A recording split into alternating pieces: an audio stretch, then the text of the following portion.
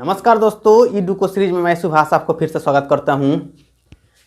आज हम लोग द्विघात समीकरण के वीडियो 4 नंबर लेकर आए हैं और अगर इसके पहले पार्ट 1, 2, 3 नहीं देखे हैं तो उसके लिए आपको प्लेलिस्ट या डिस्क्रिप्शन बॉक्स में भी लिंक मिलेगा, वहां से पहले देख ले तब इस वीडियो को देखिएगा, बहुत अच्छा से समझ में आएगा।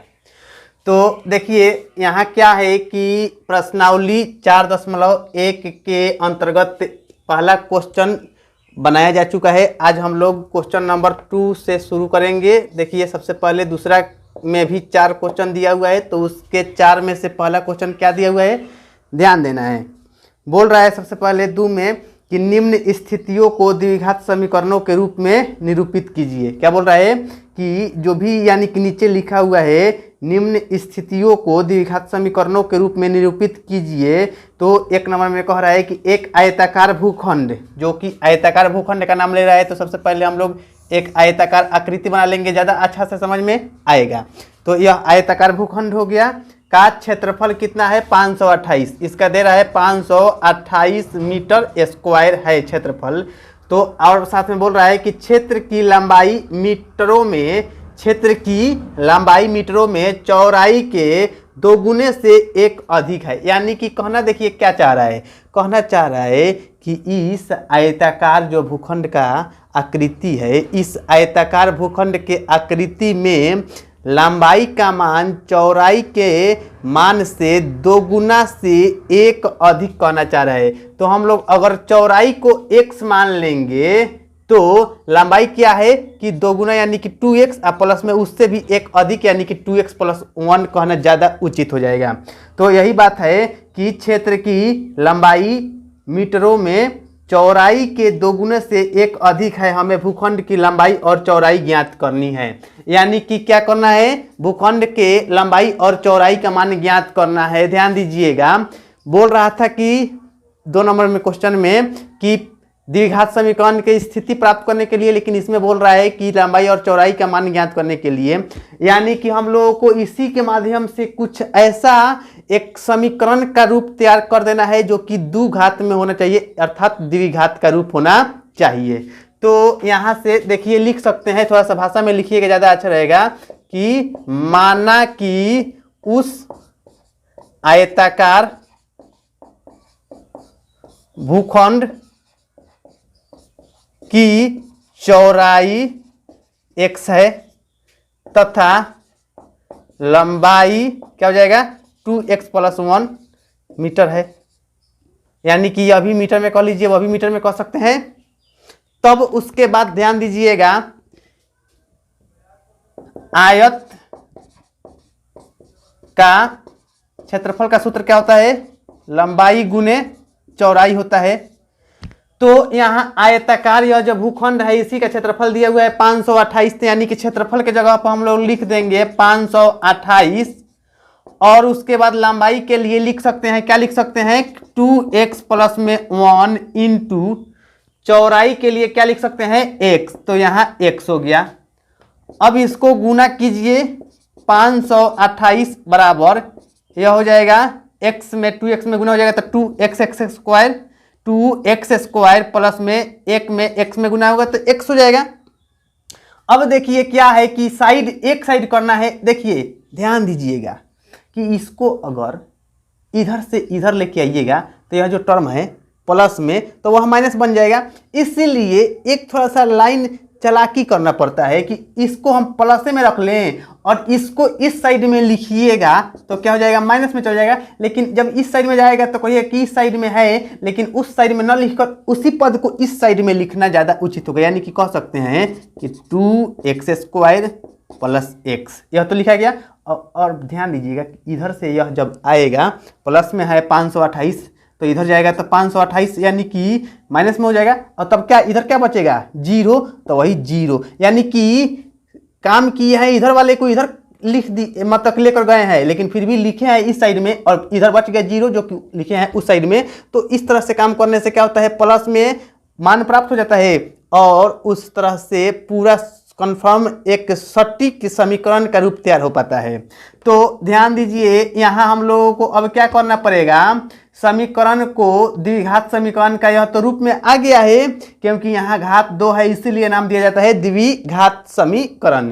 तो इस द्विघात समीकरण में अब इसको हल करना है, तो हल करने के लिए 528 में 2 से गुना हो जाएगा तो कितना हो जाएगा 1056 हो जाएगा। 528 गुने 2 यानी कि 1056 हो जाएगा। इसको 2 से कटाइएगा तो कितना से 528 से कटेगा, फिर 2 से कटाइएगा तो ध्यान देना है कितना से कटेगा 264 से कटेगा। अब उसके बाद फिर से 2 से कटाइएगा तो कितना हो जाएगा 132, फिर 2 से कटाइएगा तो ध्यान देना है यह कितना हो जाएगा 2 छक 12, फिर यहाँ 1 जाएगा यानी कि 2 छक 12, फिर अगर 2 से कटाइएगा तो कितना हो जाएगा 33, अब 3 से कटाइएगा तो हो जाएगा 11। इधर से ध्यान देना है यहाँ प्लस में x है यानी कि x लेकर आना है, तो यहाँ 2 दूनी 4, 4 दूनी 8, 8 दूनी 16, 16 दूनी 32, तो यहाँ से लेके यहाँ तक ले 32 है, 11 33, यह दोनों को एक साथ लिया जाएगा तो 33 हो जाएगा, और यह सबको एक साथ लिया जाएगा तो 32 बन जाएगा। तो 33 में से अगर 32 घटा देंगे तो हमको 1 चाहिए जो कि 1 मिल जाएगा आसानी से, तो वही काम करना है, यानी कि लिख सकते हैं कि 2x² माइनस यहाँ प्लस, देखिए यहाँ प्लस में 33 और माइनस में 32, तो 33 में से 32 घटेगा तो यहाँ क्या मिल जाएगा x मिल जाएगा, यानी कि 1 मिल जाएगा कहने का अर्थ, यानी कि 33x में से 32x घटाया जाएगा तो x मिलेगा। इसी चीज़ को हम लोग ऐसे भी लिख सकते हैं, माइनस में 32x पहले और प्लस में 33x बाद में, प्लस में 33x बाद में भी लिखा जा सकता है, तभी भी इस स्थिति में भी क्या हो जाएगा x ही मिलेगा प्लस में। लेकिन इस तरह से लिखने से और इस तरह से लिखने से अंतर क्या मिलने वाला है, थोड़ा सा क्यों इस तरह से लिखा जाएगा, आखिर ऐसे लिखा जाएगा तो क्यों, चाहे ऐसे लिखा जाएगा तो क्यों, थोड़ा सा सटीक समझना बहुत जरूरी होता है। देखिए यहाँ 2x है, अगर हम लोग 33x इसके जगह पर लिखेंगे तो कॉमन निकालने में थोड़ा सा कठिनाई होगा, और उसी की जगह पर अगर मान के चलिए कि 32x लिख दिया जाएगा तो कॉमन निकालने में क्या हो जाएगा थोड़ा सा सहूलियत हो जाएगा। तो आपका मर्जी, अगर 33x माइनस में 32x लिख सकते हैं, और चाहे माइनस में 32x पहले लिख के 33x प्लस में बाद में लिखिएगा, बात दोनों एक ही आएगा, उससे कोई समीकरण पर प्रभाव नहीं पड़ेगा। तो हम यहाँ क्या कर रहे हैं, फिलहाल मान के चलिए कि समीकरण को सही सेट करने के लिए, यानी कि सही तो दोनों सेट है, लेकिन कॉमन निकालने की सुविधा को ध्यान में रखते हुए माइनस में 32x पहले लिख दे रहे हैं और प्लस में 33x बाद में लिखा जाएगा, जिससे कि माइनस में 32x और प्लस में 33x यह दोनों को जोड़ घटाव आपस में कर देने के बाद में प्लस में ही x मिलेगा, और उसके बाद यह माइनस में कितना है 528 बराबर में 0। अब यहाँ क्या हो जाएगा कि 2, इसमें भी तो 32 है, तो यानी कि 2 तो गुणांक में है ही, तो 2 और इसमें भी x है, इसमें भी x है, तो 2x कॉमन निकल जाएगा तो बच जाएगा ax, माइनस यहाँ कितना हो जाएगा 16 हो जाएगा। अब प्लस में देखिए अब यहाँ 33 इसमें से कॉमन निकल जाएगा, जब 33 कॉमन निकल जाएगा तो बचेगा x, उसके बाद माइनस में यहाँ 33 से भाग दीजिए, तो एक बार 33 से भाग दीजिएगा 528 में ना, 528 में तो यहाँ से कितना जाएगा एक मरतबे, यहाँ कितना हो जाएगा 33 हो जाएगा, यानी कि 12 में से 3 घटेगा तो 9, और यह 4 में से 3 घटेगा तो 1, कह सकते हैं कि 19 आ गया।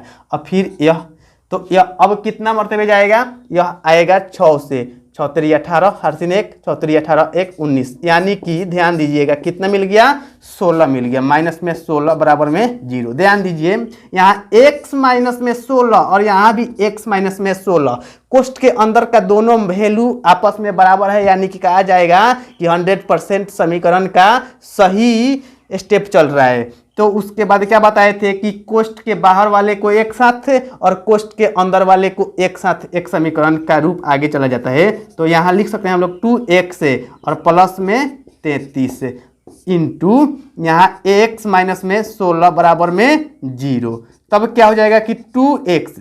अब यहाँ से इस पद को मान के चलिए इधर रखना है, तो इसको इधर गुना में है तो भाग में चल जाएगा, तो 0 बटा कुछ भी यानी कि 0 ही बन जाता है, तो इतना बराबर 0 हो जाएगा, यानी कि 2x और प्लस में 33 बराबर में 0 हो जाएगा।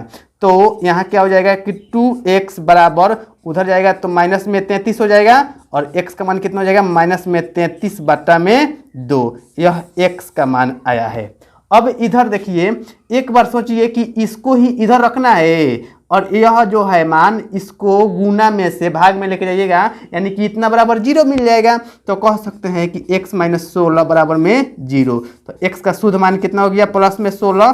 तो एक बात अंतिम, यह आपको हमेशा दिमाग में सेटिंग रहना चाहिए कि भुजा का मान, यह जो आयताकार भूखंड का आकृति है तो इसमें तो लंबाई और चौड़ाई भुजा ही हो रहा है। तो भुजा अर्थात लंबाई का मान कभी भी निगेटिव नहीं आ सकता है। यहाँ हमेशा जो भी भुजा का मान आता है पॉजिटिव ही आता है, इसीलिए यह मान वैल्यू नहीं दिया जाएगा, यह निगेटिव में आया है और इसको वैल्यू दिया जाएगा। क्यों? क्योंकि यह मान पॉजिटिव में है। तो इस बात को एक लाइन के माध्यम से हम लोग लिख सकते हैं क्या, कि कभी भी, चूंकि कभी भी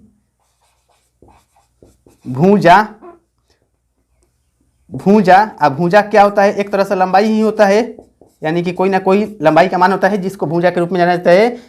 कभी भी भुजा का मान निगेटिव नहीं आ सकता है, इसीलिए यह तो नहीं लिया जाएगा, इसीलिए x बराबर 16 होगा। x बराबर 16 होगा। और जब x बराबर 16 होगा तो यहां देखिए, तो क्या हो जाएगा, यहां चौड़ाई का मान जो कि x के रूप में माना गया है 16 मीटर हो जाएगा, और लंबाई का मान जो कि 2x प्लस में 1 माना गया है, तो 2 गुने 16 प्लस में 1 यानी कि 16 दूनी 32 और प्लस में 1 हो जाएगा 33 मीटर। तो एक तो आंसर यह चौड़ाई हो गया, यह लंबाई हो गया, और नीचे वाला यह सब रफ है। देखिए अब क्वेश्चन नंबर 2 के अंतर्गत दूसरा सवाल क्या दिया हुआ है इसको देखना है। बोल रहा है कि दो क्रमागत धनात्मक पूर्णांकों का गुणनफल, दो क्रमागत धनात्मक पूर्णांक, सब एक एक शब्द पर ध्यान देना पड़ता है, तब जाकर सवाल के पूरा सेंटेंस और पूरा सेंस समझ में आता है कि वह कहना क्या चाह रहा है। कह रहा है कि दो क्रमागत मतलब कि लगातार धनात्मक, यह ध्यान देना पड़ेगा कि धनात्मक पूर्णांक का गुणनफल कितना है, 306 है। हमें पूर्णांकों को ज्ञात करना है। तो क्रमागत धनात्मक पूर्णांक लेना है, यानी कि कोई भी लगातार संख्या को जो कि धनात्मक के रूप में होना चाहिए उसी को लेना है। तो कहा जा सकता है कि माना कि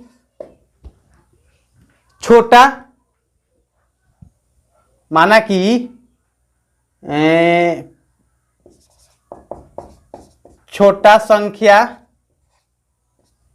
इसका क्या हो जाएगा x,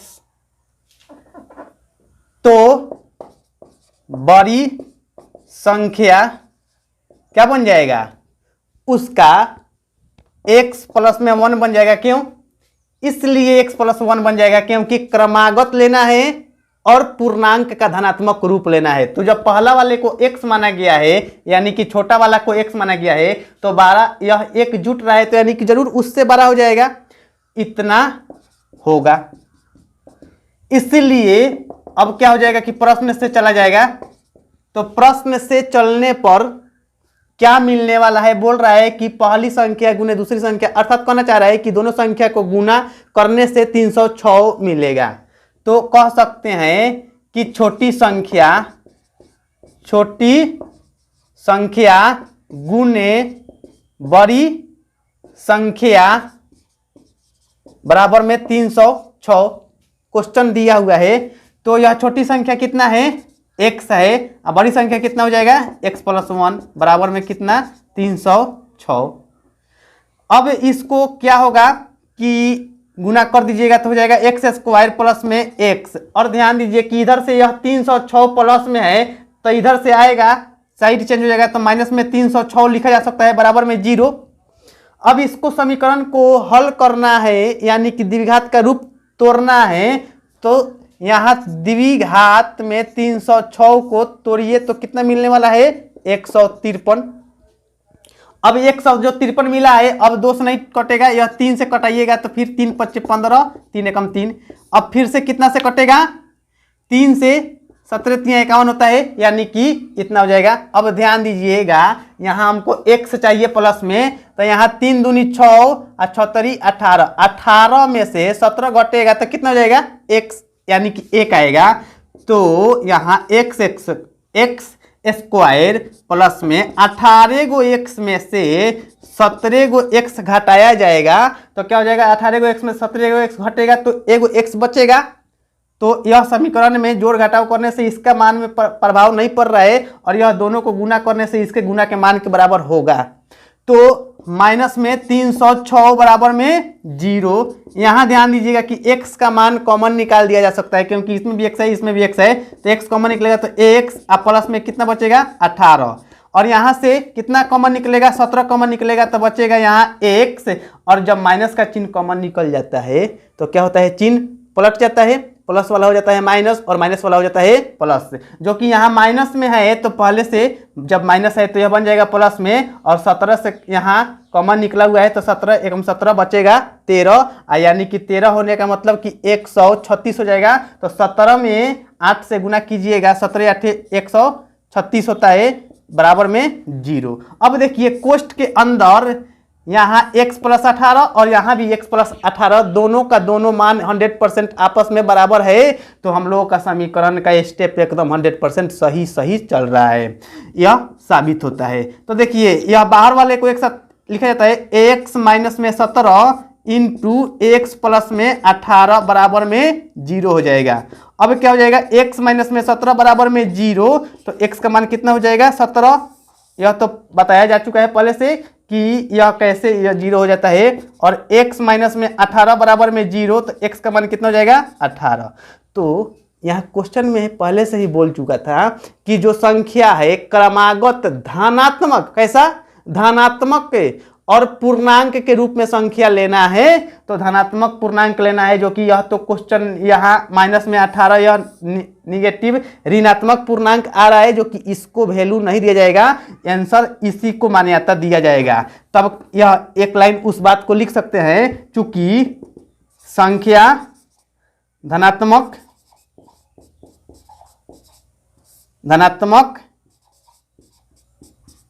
पूर्णांक लेना है, अतः x बराबर कितना हो जाएगा 17 होगा।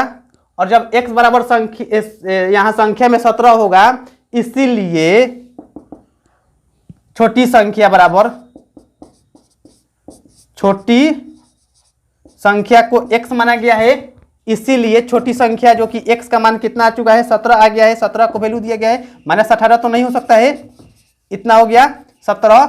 और बड़ी संख्या बराबर बड़ी संख्या x प्लस 1 माना गया है, यानी कि 17 प्लस में 1 मिल के कितना हो जाएगा 18।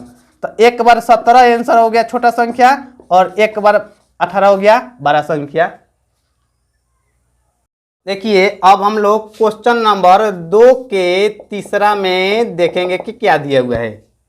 कह रहा है रोहन की माँ उससे 26 वर्ष बड़ी है, यानी कि रोहन नाम का कोई लड़का है और उसके माँ उसी से यानी कि रोहन से ही 26 वर्ष बड़ी है।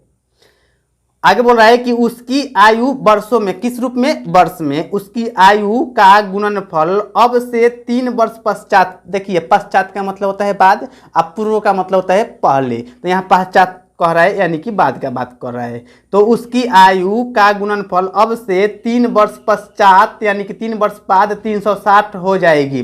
3 साल के बाद में जो आयु उस दोनों का आएगा ना, उस दोनों का गुना किया जाएगा तो गुणनफल उसका मान कितना हो जाएगा 360 हो जाएगी। हमें रोहन की वर्तमान आयु ज्ञात करनी है, यानी कि रोहन का क्या करना है वर्तमान आयु ज्ञात करना है, और उसी से उसके माँ 26 वर्ष बड़ी है।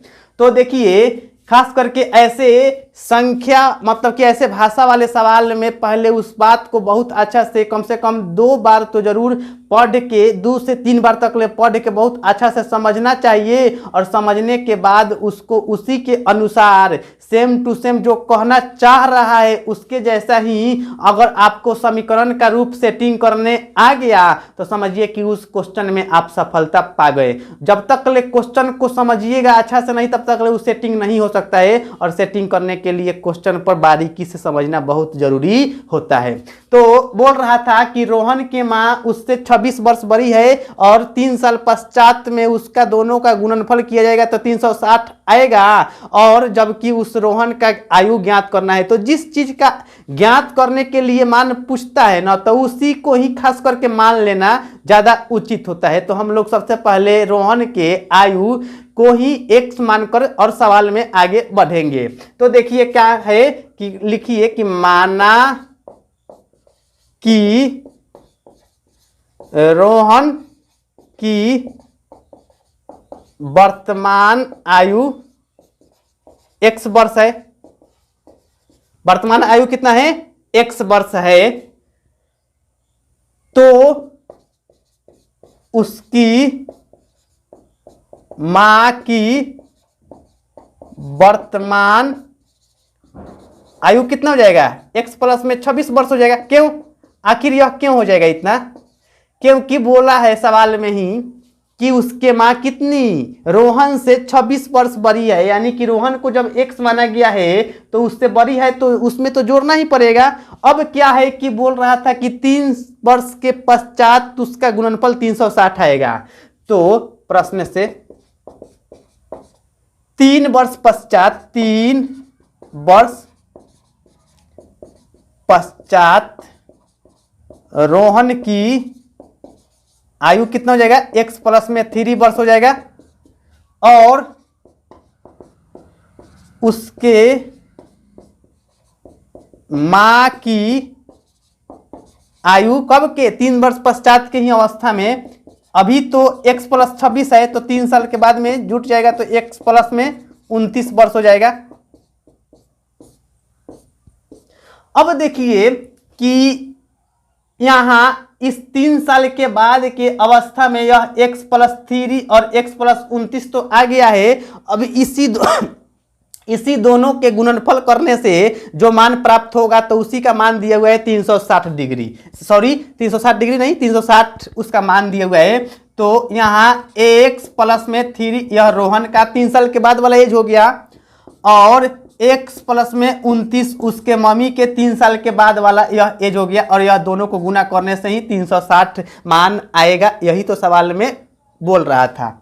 तो देखिए अब क्या हो जाएगा कि इसको गुना किया जाएगा तो x में x स्क्वायर हो जाएगा। अब इसमें हो जाएगा तो 29x, फिर इसमें 3x और इसमें गुना हो जाएगा तो प्लस में 87 बराबर में 360।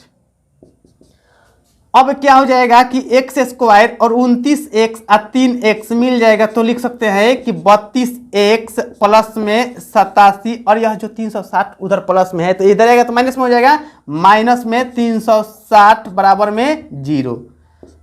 आगे का स्टेप x स्क्वायर प्लस में 32x। अब देखिए यहाँ 87 प्लस में है और यहाँ 360 माइनस में है, तो कह सकते हैं कि 360 में से 87 घटाइएगा तो कितना आएगा? 10 में से 7 घटेगा 3, और यहाँ कितना हो जाएगा? 5। 15 में से 8 घटेगा तो 7, यानी कि यह 273 आएगा, जो कि माइनस में रहेगा। तो 273 माइनस में होगा, 273, क्योंकि यही तो बड़ा वाला पद ही माइनस में है, इसलिए तो डिजिट माइनस में ही प्राप्त होगा। अब ध्यान देना है कि इसको क्या करना है, हम लोगों को समीकरण को तोड़ना है, यानी कि समीकरण को, यह द्विघात समीकरण जो है इसका गुणनखंड करना है 273। तो जब 273 को तोड़ा जाएगा कितना से? 2 से टूटेगा नहीं, 3 से टूटेगा।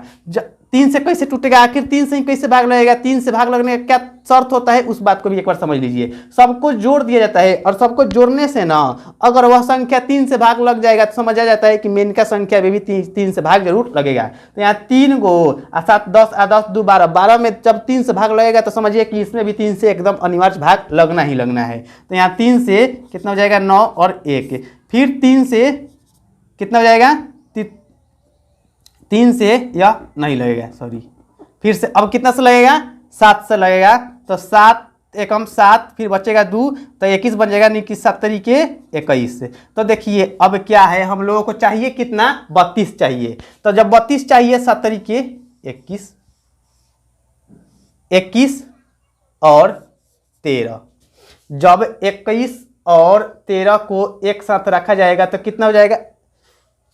21 और 13 को एक साथ रख दीजिएगा, तब तो यह 34 बन जाएगा, जो कि यह पालन नहीं कर रहा है।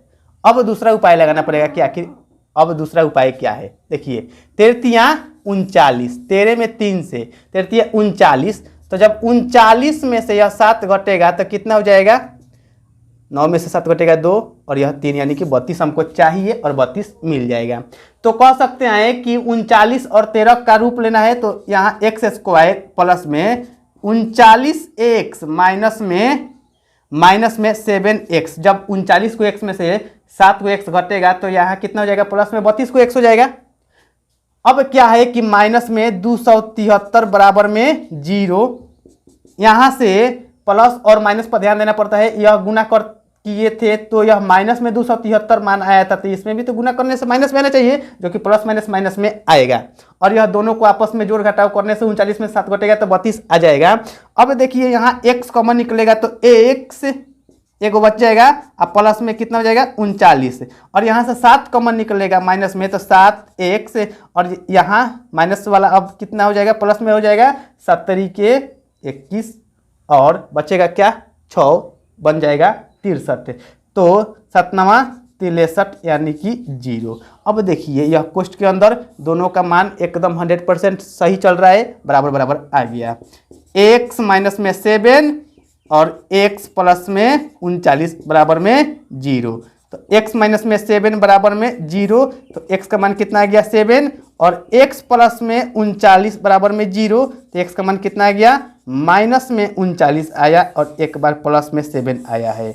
तो यहाँ जो सवाल में चल रहा था, यह हम लोग क्या x किस चीज को माने हैं, रोहन के वर्तमान आयु को माने हैं। और यह बात हमेशा याद रखिएगा कि कभी भी आदमी का या किसी भी चीज का आयु निगेटिव में नहीं हो सकता है, होगा तो जब भी होगा तो पॉजिटिव रूप में आयु होता है। तो इसीलिए यह जो मान है माइनस में 39x का, इसको वैल्यू मान्यता नहीं दिया जाएगा। क्यों? क्योंकि यह माइनस में मान प्राप्त किया हुआ है, और इसको ही मान्यता दिया जाएगा क्योंकि यह मान प्लस में है।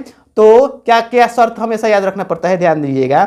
एज कभी भी निगेटिव नहीं हो सकता है, और भुजा का लंबाई यह जो भी मान प्राप्त होता है उसको भी कभी भी निगेटिव में मान नहीं हो सकता है। तो यह लाइन अंत में हम लोग लिख सकते हैं, क्या लिख सकते हैं कि चूंकि एज अर्थात उम्र कभी भी निगेटिव नहीं होता है, लिख दीजिए आयु कभी भी निगेटिव नहीं हो सकता है। इसीलिए x बराबर कितना मानना पड़ेगा 7 होगा, यानी कि x बराबर तब माइनस में 39 नहीं होगा।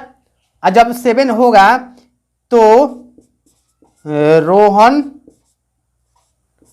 की आयु जो कि x माना गया है कितना हो जाएगा 7 वर्ष हो जाएगा, और उसके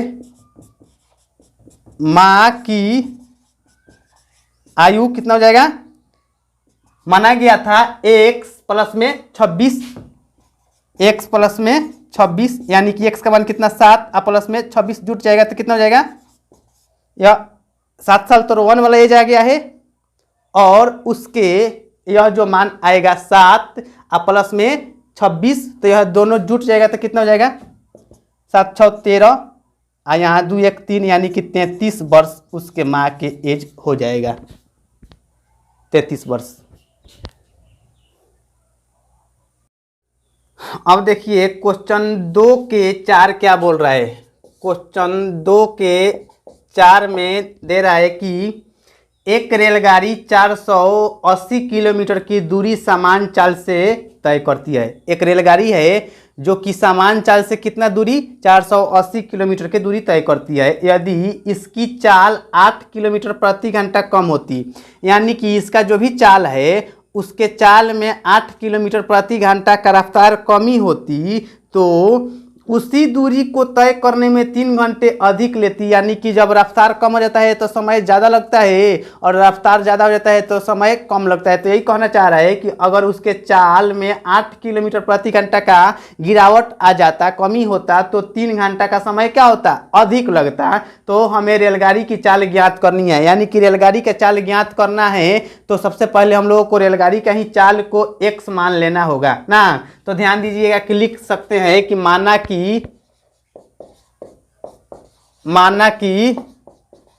रेलगाड़ी की चाल कितना होगा, x किलोमीटर प्रति घंटा मान सकते हैं। चलिए x किलोमीटर प्रति घंटा है। जब रेलगाड़ी के चाल को x किलोमीटर प्रति घंटा मान लिया गया है तो उसमें दूरी कितना दिया हुआ है, 480 दूरी दिया हुआ है, 480 किलोमीटर है। इसीलिए उसमें लगने वाला समय कितना हो जाएगा, समय बराबर क्या होता है, दूरी बाटा चाल। चाल बराबर होता है दूरी बाटा समय, तो समय बराबर दूरी बाटा चाल हो जाता है। यह सूत्र आपको याद रखना पड़ेगा क्योंकि इसके बिना यह चलने वाला नहीं है। दूरी का मान कितना है, 480 किलोमीटर जाना है और चाल हम लोग कितना मान लिए हैं, x मान लिए हैं। तो यह समय कितना हो जाएगा, इतना घंटा में हो जाएगा। तो देखिए यह प्रश्न से आगे कुछ इसी में बोला हुआ था। क्या बोल रहा था, प्रश्न से बोला था कि अगर उसके चाल में 8 किलोमीटर प्रति घंटा का मान कम हो जाए तो समय क्या हो जाएगा, समय उस अवस्था में 3 घंटा अधिक लगेगा। तो देखिए उसी बात को लिख रहे हैं, 3 चाल 8 किलोमीटर प्रति घंटा की चाल में कमी होने पर नया चाल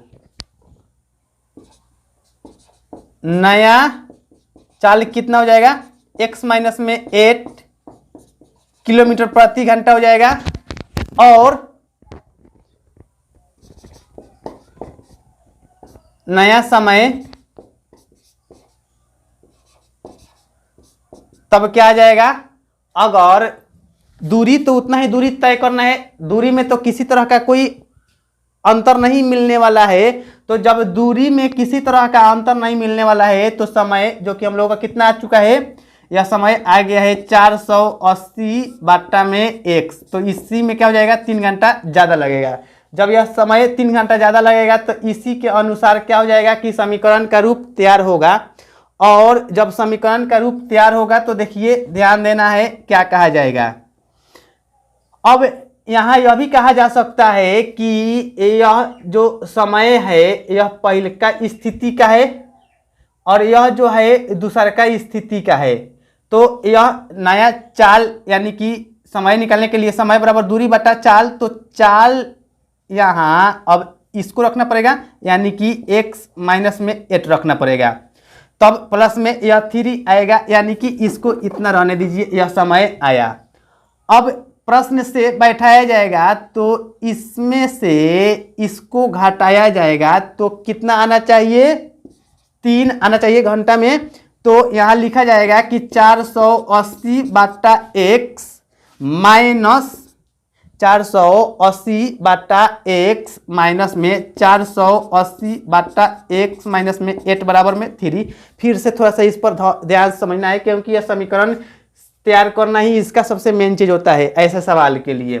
रेलगाड़ी के चाल को कितना माना गया है, x माना गया है, जिससे कि उसका समय निकालना है और समय निकालने के लिए उसका कितना दूरी चलना था जो कि दिया हुआ था 480 किलोमीटर।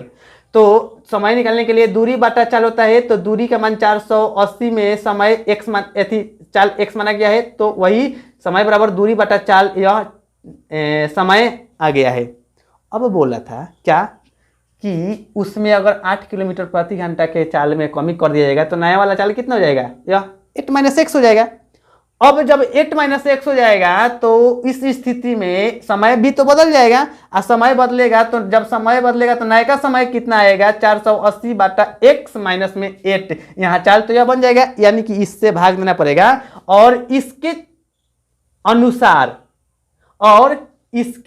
अनुसार जो भी मान प्राप्त होगा तो इसके अनुसार और इसके अनुसार समय में कितना 3 घंटा का अंतर है। तो यह मान रख दिया है पहले और यह मान रख दिया है बाद में, और इसी के बराबर में 3 रखा गया है क्योंकि 3 साल का बोला था कि उसमें क्या हो जाएगा, अंतर पाया जाएगा, यानी कि समय 3 साल ज्यादा लगने लगेगा।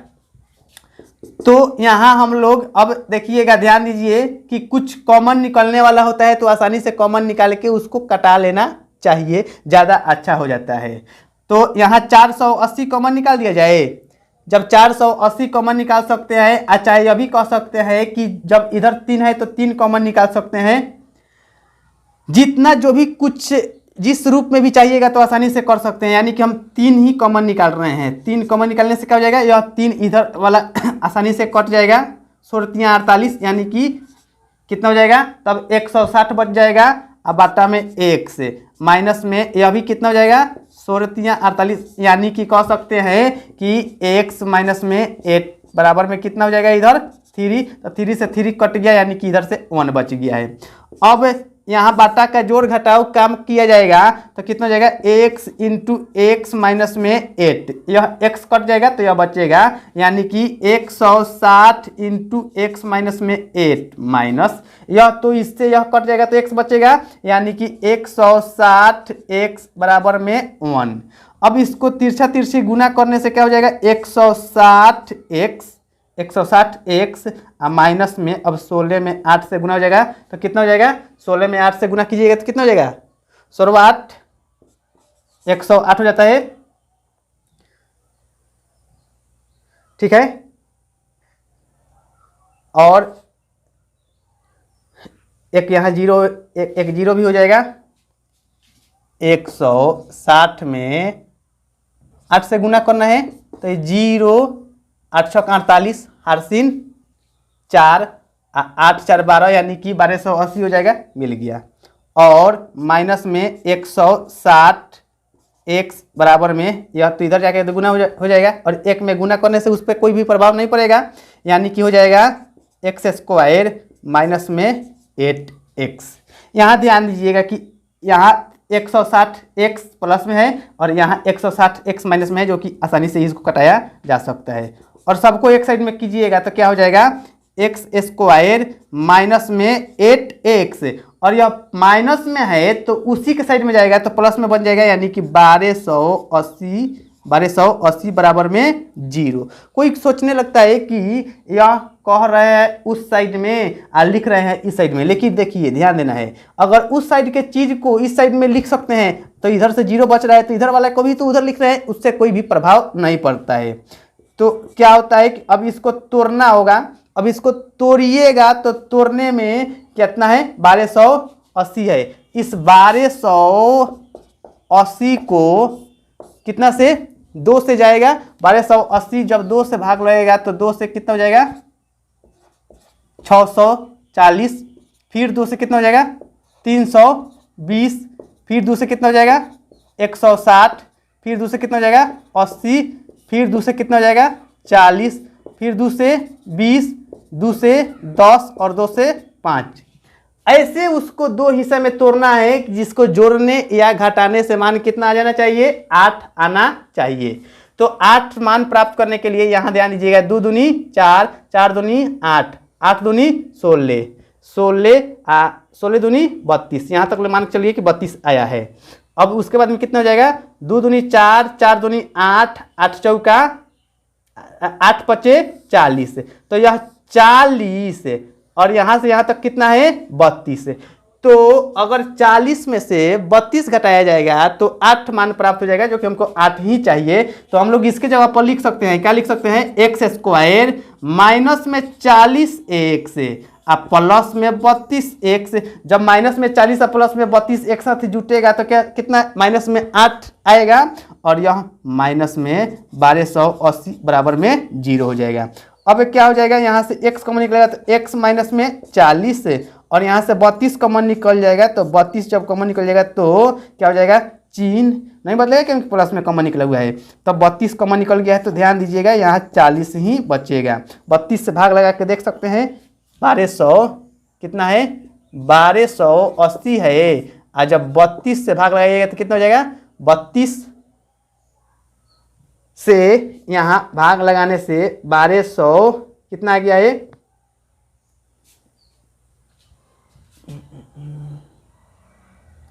भाग लगाना है, हाँ इसमें 32 से भाग लगाना है 1280 में, तो कितना हो जाएगा, यहाँ से 4 मरते में सबसे पहले जाएगा तो 4 दूनी 8, 4 तिहाई 12, यानी कि यह तो पहले कट ही जाएगा और यह 0 यानी कि 40 बन जाएगा। जब यह 40 बन जाएगा तो क्या हो जाएगा, x प्लस में 32 और एक बार हो जाएगा x माइनस में 40 बराबर में 0।